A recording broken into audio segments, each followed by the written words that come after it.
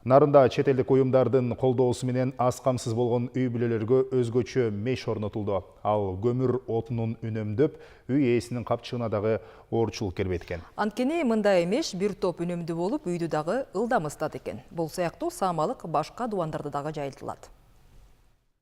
О жерин эле ачып туруп, биринчи кыргырынан тизесиң. Бул мешти кейжи 2,5 деп атап коюшат. Тактап айтканда өзгөчө технология менен жасалып, отунга үнөмдүү болот. Кадимки мешке окшошкону менен жылуулук жакшы чыгат. Аны Ниязбековдордун үй бүлөсү колдонуп жатканына 1 жыл болду. Айтымында чындыгында эле көмүр отунун жылдага караганда аз жагып жатат. Бир чака көмүр салып койсо, таң аткыча үйдү жылытып, тапты кармап турат. Үнөмдүү, отко да эконом, көңгө, көмүргө көп эле эконом болот экен. Жылуулук болсо жакшы жылыйт. Аркы баш жагынан ошол жагынан биринчи оттамызабыз.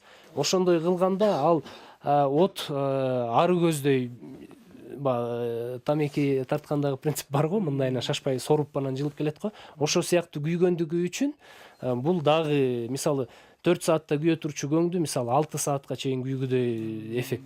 Просто жагуунун тартибин. Мындай өзгөчө меш республика боюнча 51 аз камсыз болгон үй бүлөнүн турак жайын орнотулду.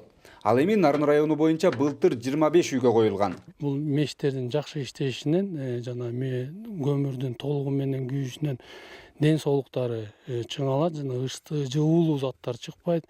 Анан бул кышкы сезондо экономия болот, то есть 40-50% чейин жана көмүр, отун